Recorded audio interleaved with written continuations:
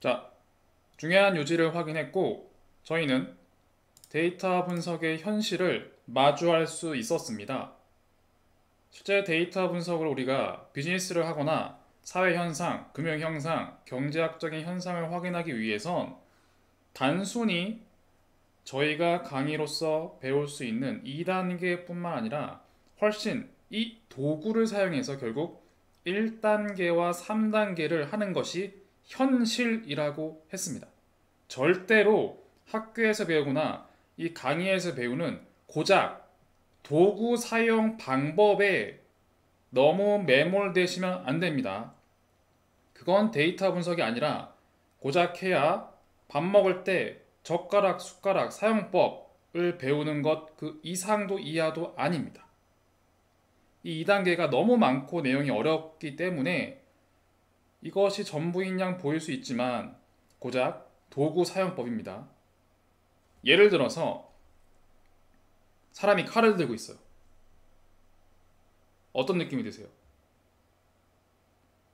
칼. 칼이 문제가 아닙니다. 우린 자꾸 눈앞에 보이는 현상에 매몰되는데 칼이 문제가 아니라 칼을 누가 들고 있느냐가 핵심인 거예요. 강도가 들고 있으면 이거는 안 좋은 칼이지만 요리사가 들고 있으면 이것보다 더 좋을 도구가 없는 겁니다. 이 데이터 분석 도구 2단계에 배우는 수많은 도구들, 이러한 도구들, 이건 당연하지만 도구일 뿐입니다. 절대로 이 도구가 무언가 시작과 끝을 다 만들어주고 스토리를 만들어주고 결론을 내려주지 않습니다. 그것은 우리가 이 도구를 어떻게 쓰냐, 내가 요리사가 될 것이냐, 강도가 될 것이냐, 그거는 내가 1단계와 3단계를 어떻게 활용하고 운영할 것인가에 따라 달라지는 것입니다. 그렇다면 우리는 알겠는데 도대체 데이터 사이언티스트 입장에서는 무엇을 해야 합니까? 자, 제가 현실을 말씀드렸으니 이제는 2단계만 압축해서 보여드릴 겁니다. 1단계와 3단계가 중요한 건 맞지만 그것이 데이터 분석의 시작과 끝인 건 맞지만 그 중간 다리로서 2단계가 들어있죠. 시작을 할 수 있을지언정 2단계가 없으면 3단계 갈 수가 없습니다. 그리고 1단계와 3단계는 창의성의 영역이지만 2단계는 다소 창의성이라기보단 수동적으로 따라오면 되는 내용입니다. 그래서 2단계의 내용을 우리는 지금부터는 이제는 제가 이렇게 얘기할 수 있습니다. 이젠 집중적으로 2단계만 배울 겁니다. 그 2단계를 어떻게 다루는지 우리가 효과적으로 배우고 자세하게 배워서 여러분들이 도구를 사용할 수 있는 역량을 갖추어 드리면 여러분들은 스스로 결정하는 거예요. 1단계와 3단계를 통해 그러시면 안 되겠지만 내가 이걸 강도로서 사용할지 아니면 요리사로 사용할지 그것을 여러분들이 스스로 결정하시는 겁니다. 지금부터 데이터 사이언티스트의 단계별 방향, 이 책상에서 배울 수 있는 2단계에 집중을 하는 겁니다. 2단계. 어떠한 X를 만들어 넣은 다음에 어떤 F, 어떠한 함수, 생각을 넣어서 우리가 의도했던, 기획했던 Y가 출력이 되고 그 출력 결과 어느 정도 현실성에 있는 문제를 해결할 수 있을지 가늠해 보는 것 정도가 2단계인 겁니다. 그래서 흔히 데이터 분석 단계를 제가 이 그림으로서 많이 설명드렸습니다. 통상 과거에 일어났던 일을 학습한다. 과거에 일어난 데이터를 기계한테 학습을 시키는 과정이 들어갑니다. 실제 과거의 데이터를 넣어서 다양한 함수, 생각, 알고리즘들을 통과시켜서 예상했던 출력을 확인하고 실제 정답과 비교를 통해 평가 검증을 합니다. 그래서 성능이 좋으면 이 성능이 좋다라는 의미는 우리가 과거에 사용했던 X를 사용해서 우리가 관찰했던 현실, 현황, 그런 상황을 이 알고리즘을 통해 재현해내었다라는 뜻이죠. 즉 충분한 근거가 된다는 거죠. 내 감, 나의 논리가 아니라 나의 그냥 기분 이런 게 아니라 명확한 데이터와 알고리즘을 사용해서 과거를 재현해낸 강력한 근거가 된다는 뜻입니다. 말이 필요 없어요. 설득할 이유도 없어요. 저는 과거의 상황을 재현해냈습니다. 그 안에 들어간 데이터와 알고리즘 자체가 근거가 됩니다. 더 이상 어떤 근거가 필요합니까? 이런 거죠. 최고의 근거죠. 재현해내는데. 그렇죠? 그래서 성능이 좋을 경우에는 최고의 근거로 자리매김하게 되고, 만약에 성능이 좋지 않을 경우에는 업데이트하게 됩니다. 무엇을? 당연히 근거를 업데이트하는 거죠. 근거의 요인 중에 하나인 X를 업데이트하거나 아니면 또 다른 근거 중에 하나인 알고리즘, 생각, 함수를 업데이트함으로써 다시 한번 출력을 하는 반복 작업을 거쳐서 결국 굿이 나올 때까지 충분한 근거로서 과거를 재현해낼 수 있을 때까지 업데이트를 해서 학습을 시키는 겁니다. 그래서 예측 추론 그 결과가 상당히 좋으면 드디어 우리는 이걸 미래 데이터에 실제 예측 추론 과정에서 실행해 볼 수가 있는 겁니다. 이때는 당연히 과거 데이터가 아니라 새로운 X가 들어올 겁니다. 그래서 색깔이 달라져 있는 겁니다. 하지만 알고리즘, 우리는 이 알고리즘이 과거의 상황을 재현해낸 굉장히 높은 근거가 되죠. 따라서 미래에도 이런 상황이 이어질 거라는 가정하에 이 알고리즘은 동일한 걸 씁니다. 그리고 생성된 실제 출력을 통해 미래에도 목표와 정답을 잘 맞추는지 평가 검증을 하는 과정이 데이터 분석 2단계에 해당되는 과정의 전부입니다. 그렇죠? 이게 전부입니다. 그런데 아니 2단계만 해서 된다고 하지 않으시지 않았습니까? 1단계, 3단계 필요하지 않습니까? 맞습니다. 물론 그거를 지금 이 수업에서 뭐 완벽하게 커버할 수는 없지만 그럼에도 1단계와 3단계가 있다는 가정하에 실제 데이터 사이언티스트가 데이터 분석하는 방향은 이 학습 과정과 추론 과정을 반복적으로 합니다.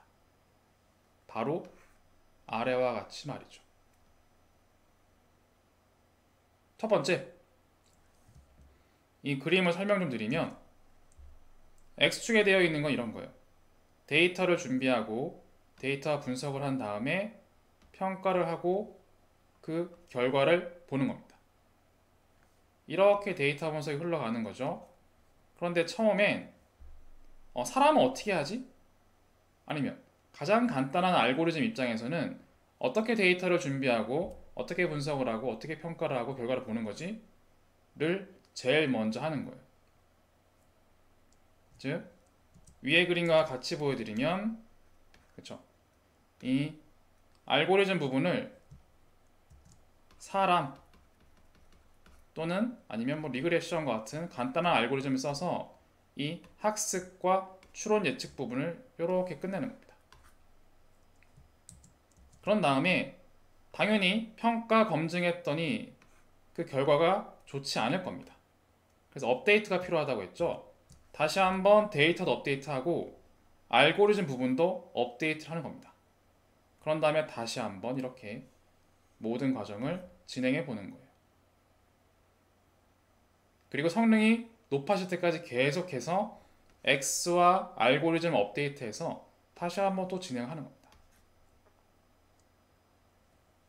물론 여기에서 X와 F를 업데이트하는 방향은 문제 정의나 1단계의 문제 정의 아니면 3단계에 있는 실제로 비즈니스의 검증, 평가가 영향을 미쳐야 하는 겁니다.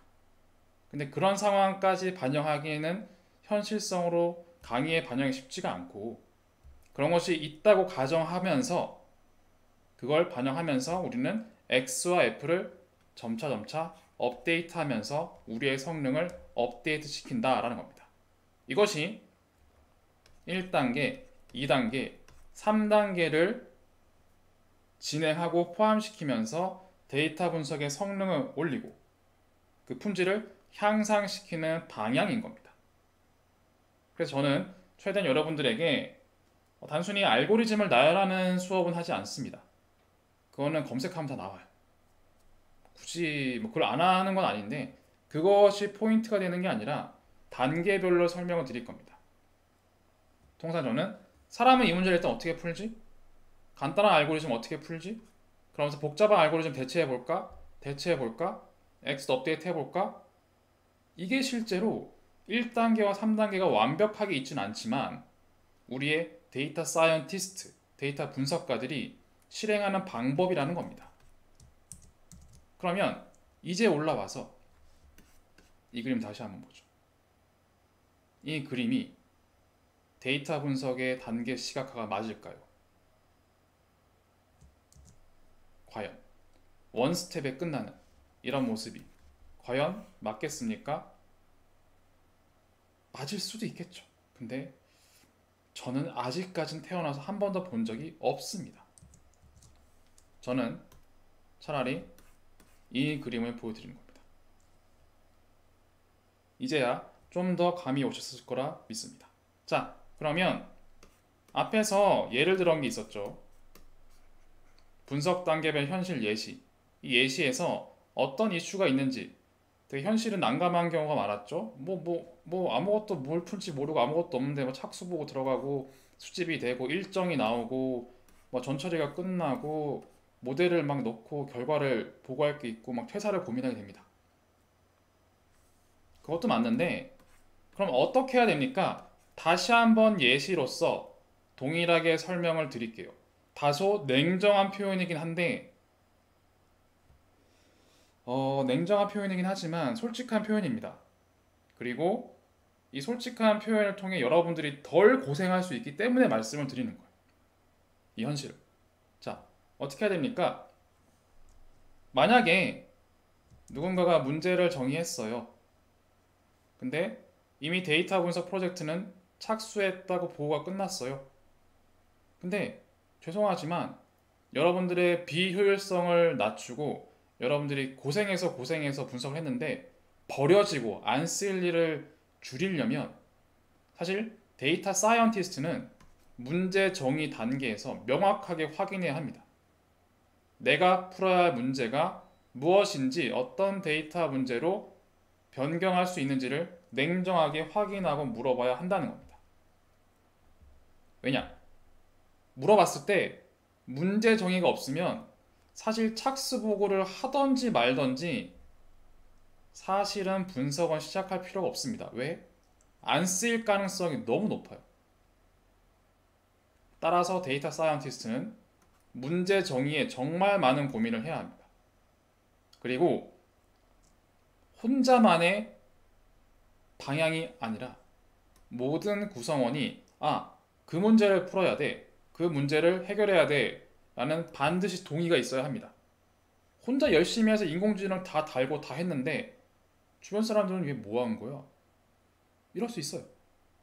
문제 정의 단계에서 내가 이걸 하는 이유가 무엇인지, 왜 하는지, 어떻게 평가할 것인지, 어떻게 비즈니스 기여가 될 것인지 이런 걸 모든 사람이 동의할 수 있도록 끊임없이 커뮤니케이션 해야 합니다. 그리고 한 번 문제를 정하면 끝나는 게 아니에요. 앞에 제가 1, 2, 3단계 얘기했듯이 3단계에서 성능이 안 나오면 2단계만 업데이트하는 게 아니에요, 사실은. 그 문제 정의도 해결이 안 날 것 같으면 과감히 진화시키고 변경시켜야 합니다. 예를 들어 뭐 A사에 있는 휴대폰과 S사에 있는 휴대폰의 사용 기록을 비교하고 싶대요. 뭐 의지는 좋아요. 데이터가 이거밖에 없어요. 예를 들어서 비교할 수가 없어요. 이건 인공지능의 할아버지가 와도 비교를 못해요. 이 데이터가 없는데 어떻게 비교합니까? 냉정하게 판단해야 된다는 겁니다. 내가 현실 문제를 데이터 분석 문제로 변환하고 기획한다는 건 사기를 치라는 게 아니에요. 냉정하게 할 수 있는 부분, 내가 하고자 하는 방향, 그것을 확인하고 설득하는 게 문제 정의라는 겁니다. 그렇게 해야만 여러분들의 고생을 하셔 만드신 분석의 결과가 안 쓰이고 버려질 일이 없다는 거예요. 굳이 할 필요가 없는 걸 마치 무슨 사놓은 장비들을 확인하기 위해서 분석하는 게 아닙니다. 그래서 설사 뭐 일정이 나오고 착수 보고가 됐다고 하더라도 무슨 문제를 풀어야 하는지, 모든 구성원이 동의하는지, 그리고 이 문제 진짜 풀 수 있는 건지, 풀 수 없다면 변경해야 합니다. 이런 작업들을 데이터 사이언티스트들이 문제 정의 단계에서 명확하게 하셔야만 한다는 겁니다. 다음, 데이터 수집. 빅데이터 기반으로 데이터 수집이 완료되었다고 보고가 될 겁니다. 하지만 냉정하게 얘기를 해야 됩니다. 데이터가 없으면 분석 시작할 필요가 없습니다. 데이터가 없는데 어떻게 분석합니까? 재료가 없는데 요리가 가능합니까? 재료가 없는데 칼, 도마, 나이프 그것만 있으면 요리가 되냐고요? 안 됩니다. 냉정하게 봐야 돼요. 알고리즘 기술, 그 멋진 것들을 나열하는 것보다 중요한 건 데이터 수집부터 시작해야 돼요. 데이터가 없다면. 지금부터라도 해야 됩니다. 지금부터라도. 그래서 알고리즘 기술보다 데이터 수집부터 시작해야 한다는 겁니다. 그리고 저희 데이터는 1시간에 1테라가 쌓입니다. 자랑 아닙니다. 대부분 컬럼 하나인 경우가 많아요.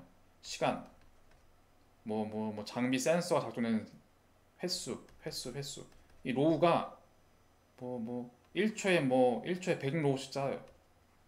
자랑을 합니다. 자랑거리 아니죠. 로우가 많은 거 중요하지 않아요. 요리를 치면 여러분들 제가 요리했습니다. 이건 쌀입니다. 쌀이 1초마다 100개씩 나오는 쌀입니다. 많이 드세요. 이럴 건가요? 아닙니다. 쌀도 있고요. 반찬도 있고요. 고기도 있고요. 바로 이 컬럼이 중요합니다. 양이 중요한 게 아니라 질이 훨씬 중요합니다. 그래야 분석하는 의미가 생겨요. 그래서 데이터가 없으면 지금부터라도 모아야 하고 데이터가 쓸데없이 로우로만 많으면 데이터 분석 의미가 없습니다. 질을 늘릴 수 있도록 데이터를 정교하게 준비를 하셔야 합니다. 그리고 어느 정도 데이터를 보면서 정답의 후보를 가늠해야 돼요. 정답의 후보. 우리가 모은 데이터가 예를 들어서 앞에서 퇴사 얘기를 했었죠. 퇴사 입사. 퇴사하는데 쉬는 시간 사용 기록 그리고 연차 기록 이거밖에 없다고 할게요. 그런데 이거밖에 데이터가 없는데 결과가 사람들 A, B, C가 이렇게 쭉 있으면 이 사람 퇴사할 사람이에요 라고 나올까요? 안 나옵니다. 이 사람은 다른 사람들에 비해서 쉬는 시간을 많이 쓰고 연차를 많이 씁니다가 명확한 표현입니다. 이 사람 퇴사 사람입니다 라고 죽어도 안 나옵니다. 인공지능 할아버지가 있어도. 그만큼 데이터가 중요하다는 거예요. 이 내용이 관련성이 있을 수가 있지만 동일한 내용이 아니기 때문이죠. 따라서 이런 데이터라면 우리가 이야기할 수 있는 보기는 대충 쉬는 시간과 연차를 많이 쓰는 사람과 그렇지 않은 사람의 분류가 아닐까 정도로 어느 정도 정답의 후보를 가늠해야 됩니다. 이 가늠을 해야 나중에 결과가 나와도 이걸 어떻게 해석해야 되는지 이런 해석이 맞는지 누군가가 데이터 이거밖에 없는데 퇴사할 사람 이겁니다 라고 주장하면은 그냥 믿으실래요? 자, 인공지능 했는데요? 믿으셔야죠? 아니죠. 인공지능 할아비가 와도 데이터 이거밖에 없는데 어떻게 퇴사할 사람이 얘라고 얘기할 수 있죠? 라고 비판적으로 봐야 되는 겁니다. 왜냐? 그렇게 해야만 데이터 분석이 사기에 이용되지 않아요. 현실인 겁니다. 아까 얘기했던 칼 얘기했죠. 그냥 칼만 벗어서는 얘가 나쁜 놈인지 좋은 놈인지 몰라요. 결국 사람이 문제인 거예요. 도구가 문제가 아닌 겁니다. 그래서 도구야 했겠지. 어떻게 사용했겠죠. 근데 그 해석을 진짜 시리어스하게 믿어야 하는지 믿지 않아야 하는지 냉정하게 보기 위해선 이 데이터 수집된 것들을 기반으로 해서 예상되는 정답 후보도 미리 머릿속에 그릴 필요가 있습니다. 따라서 요약하면 데이터 사이언티스트는 데이터 수집 단계에서 데이터가 없으면 지금부터라도 모아야 하고, 그리고 쓸데없이 양만 많으면 질을 늘려야 하며, 이러한 데이터를 보면서 어느 정도 정답의 후보를 가늠하고 있어야 한다는 겁니다. 다음 단계, 전처리입니다. 데이터 전처리 단계. 우리가 데이터는 무결점이고 빅데이터를 잘 모아서 이미 데이터 수집이 끝났습니다 라고 보고가 될 게 분명한데 아마 아무것도 안 돼 있을 겁니다. 당연히 전처리는 데이터가 여러 개면 붙여야 되고, 필요 없는 건 지워야 되고, 비어 있으면 채워야 되죠. 이런 것들을 해야 돼요. 특히 큐레이션의 목적은 여러 소스별 데이터가 있으면 하나의 데이터베이스로 붙이는 겁니다. 그리고 제거하거나 채우는 건 오류를 제거하거나 아니면 비어있는 것을 채우는 거죠. 그리고 내가 분석할 범위가 예를 들어 퇴사할 사람인지 여부인데, 여부, 이 사람의 뭐라고 할까요? 이 사람의 직원들의 집에 있는 숟가락 개수가 도움이 될까요? 솔직히 거의 의미가 없을 겁니다.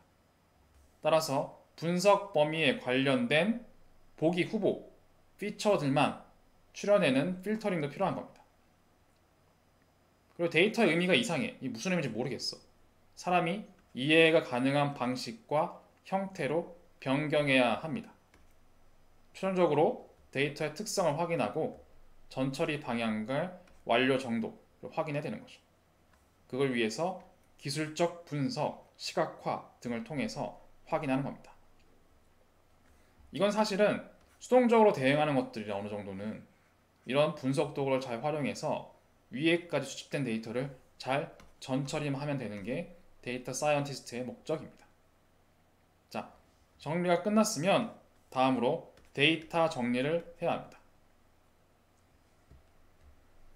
이미 분석 플랫폼에 데이터가 다 업로드가 되고 클라우드에 다 쌓여 있다, 분석하면 된다 라고 보고가 됐겠지만 아닐 가능성이 높죠. 그리고 이거는 한 번에 이렇게 이건대가 끝나는 게 아니에요. 왜? 데이터는 실시간으로 생성됩니다.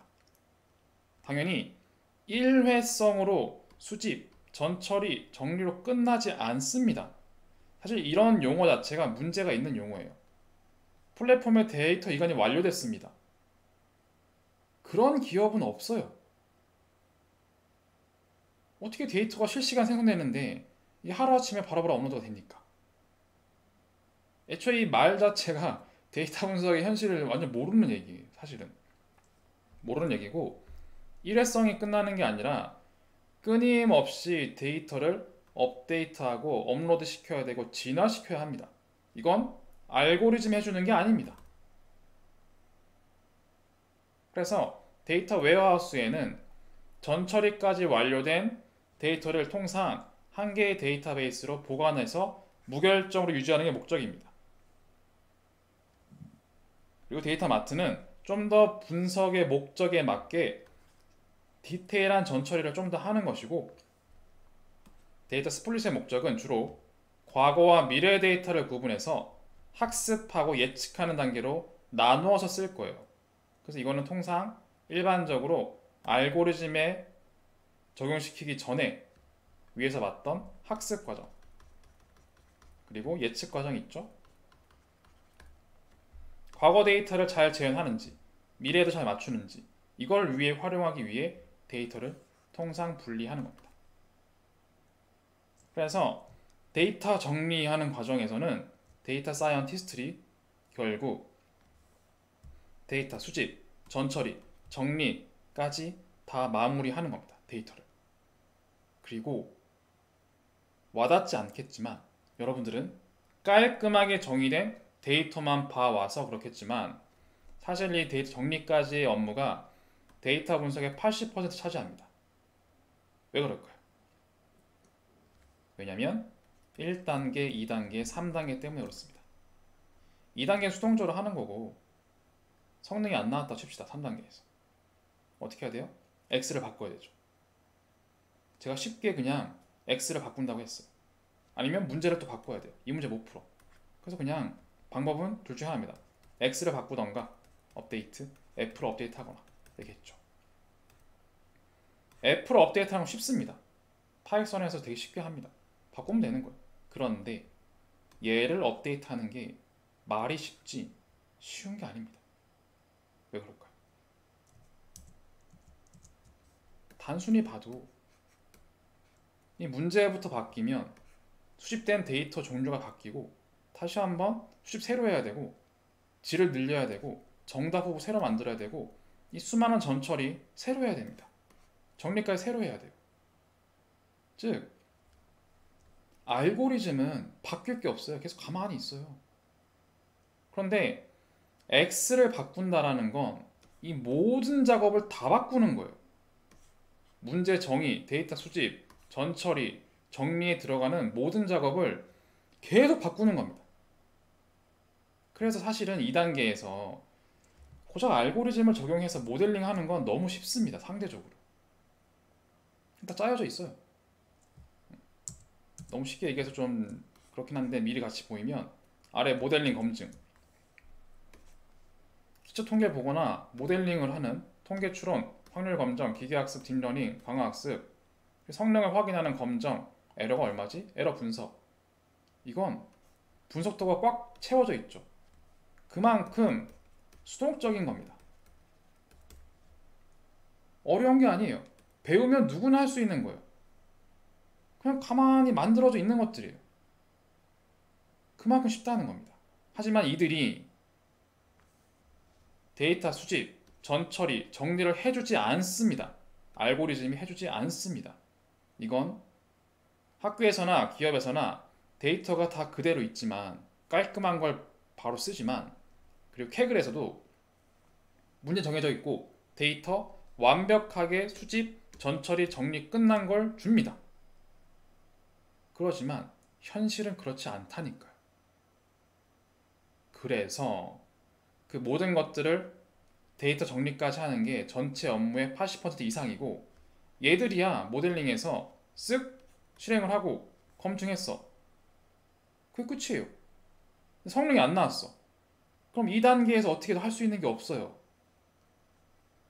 알고리즘 성능을 높여보고 바꾸는 거는 그냥 코드 한두 줄이면 됩니다. 근데 X를 바꾸는 건 엄청나게 많은 버전이 들어갑니다. 게다가 빅데이터라면 말할 것도 없죠. 그래서 모델링, 검증, 결과 활용해서 약간이라도 성능이 기대치에 부합하지 않으면 사실 이 모델링 검증은 별로 할 게 없어요. 달라지는 게 없습니다. 반면 앞에까지 이루어진 데이터 수집, 전처리, 정리는 다 갈아엎어야 됩니다. 사실. 그러다 보니까 데이터 분석 전체 업무의 80% 이상을 차지하는 것입니다. 그리고 우리가 모델링 검증 단계 그리고 그 다음에 있을 결과 활용을 같이 보면 결국 모델링 검증 부분에서는 보건 되겠죠. 우리가 이런 최신 알고리즘을 썼다. 분석이 완료되어서 인사이트가 곧 쏟아질 거다 라고 보고가 되겠죠. 충분히 그럴 겁니다. 하지만 수학적으로는 어려울 수 있지만 이 부분은 상대적으로 수동적입니다. 누구나 하는 거예요. 창의성이 없어요, 사실. 별로 없습니다. 사실 그래서 요즘은 유치원생, 초등학생도 하는 거예요. 데이터를 핸들링하고 문제를 정의하고 이런 커뮤니케이션 어렵죠. 하지만 그런 게 없다고 치고 데이터 다 있고 문제가 있어. 모델링, 검증 그냥 수동적으로 따라가면 되는 거거든요. 창의성이 없어요, 사실. 내용이 어려워서 그렇죠. 그리고 그 알고리즘은 그죠? 정해진 검증 방법을 따라서 검증이 되고 진행이 됩니다. 따라서 이 부분에서는 이 분석 도구를 배우는 게 수학적으로 어려울 뿐 이걸 진행하는 거는 너무나 간단하고 짧고 심플하기 때문에 우리가 집중해야 될 건 이 알고리즘 기술보단 사실 명확한 결과의 이해와 해석입니다. 정학생이 90 나왔어. 뭐 이런 얘기가 많이 들리실 수 있는데 이게 무슨 얘기인데요? 어떤 문제에 대해 어떤 정학생이 90이 나왔다는 얘기는 도대체 이게 매출에 기여한다는 거예요? 내일 주식 얼마 될 거 예측한다는 거예요? 무슨 얘기야? 그러한 결과 해석에 훨씬 더 데이터 사이언티스트는 모델링 검증 단계에서 집중을 해야 되는 겁니다. 그리고 이 검증도 사실은 사람이 합니다. 아니, 검증 도구 있다면서요? 검증 지표 있다면서요? 있죠? 뭐 정확성, 뭐 R 스퀘어, 뭐 MSE 뭐 많이 있습니다. 수학적 검증 지표가 있는 거예요.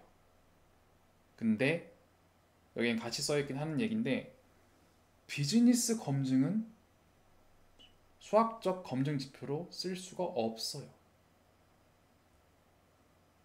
좀 다릅니다. 왜냐면 내가 수학적으로 알고리즘의 성능이 좋은 거와 실제 비즈니스 현실에서 성능이 잘 나오는 건 다르다고 했죠. 그렇죠? 뭘로 또 검증할 건데 뭐 예를 들어서 제가 퇴사할 사람 이렇게 예측한다고 했잖아요. A부터 Z까지 사람을 다 해서 누구는 퇴사 1, 누구는 퇴사 안 할 거야 0 이렇게 나왔다 칩시다. 이게 맞는지 비즈니스 검증을 해야 되죠. 그렇죠?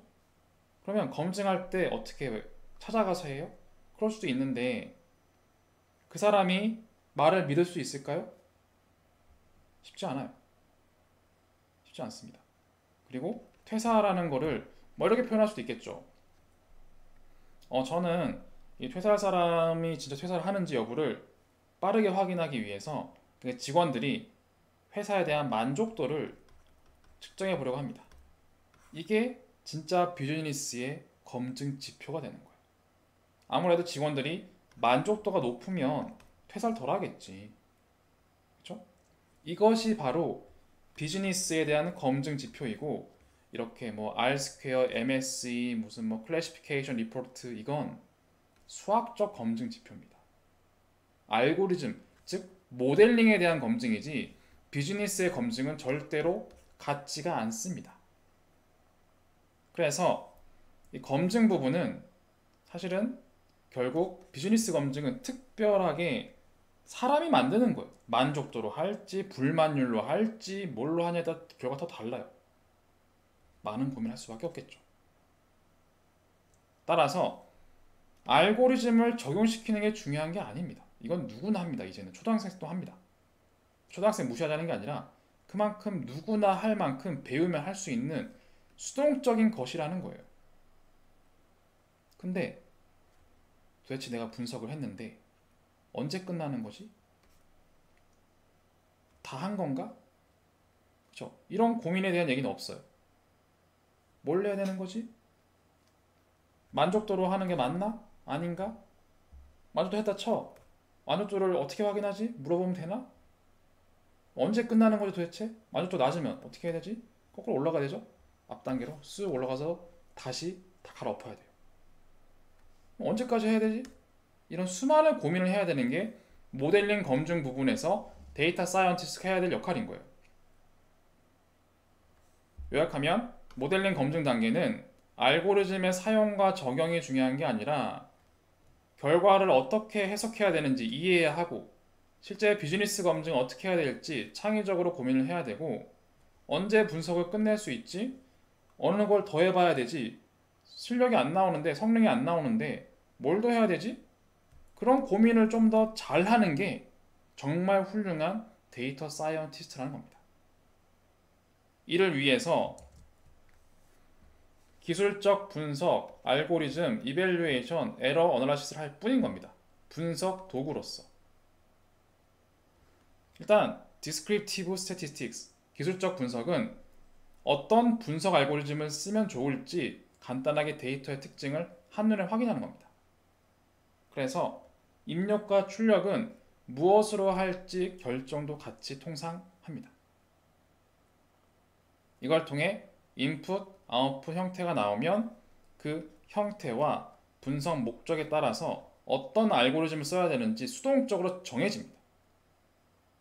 그리고 알고리즘이 정해지면 모델링의 검증은 통상 정해져 있습니다. 그래서 이걸 통해서 좀 더 이 이밸류에이션을 통해 성능을 높일 수 있는 기준이 생기는 거고, 에러 어널라시스를 통해서 에러가 예를 정확성이 70이에요. 그럼 에러가 30% 있는 거죠. 에러가 어떻게 생긴 건지 모든 데이터의 특징과 패턴을 알고리즘이 70%는 반영했는데 30%는 반영하지 못하고 있네. 이걸 어떻게 반영하지? 이걸 위해서 에러를 분석하는 겁니다. 차차 상세하게 배울 겁니다. 분석 도구는 얼마든지 상세하게 설명드리지만 이것의 목적을 분명하게 아셔야 돼요.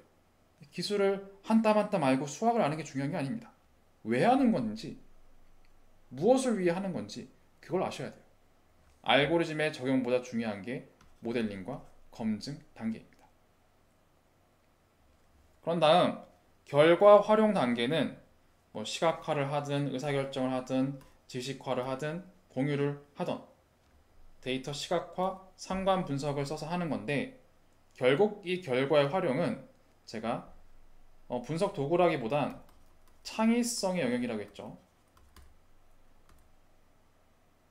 결국 그 창의성 때문에라도 사실은 0에서 4단계의 관계를 무한대로 반복해서 언제까지 결과가 납득이 되고 플랫폼으로 연결이 되고 모든 사람이 납득을 해서 박수를 칠 때까지 반복하는 겁니다. 각 단계를 업데이트하며 인사이트를 뽑아낼 때까지 반복하는 거예요. 딱 리포팅 나왔다고 해서 나 할 일 끝났다, 이게 아니라는 겁니다.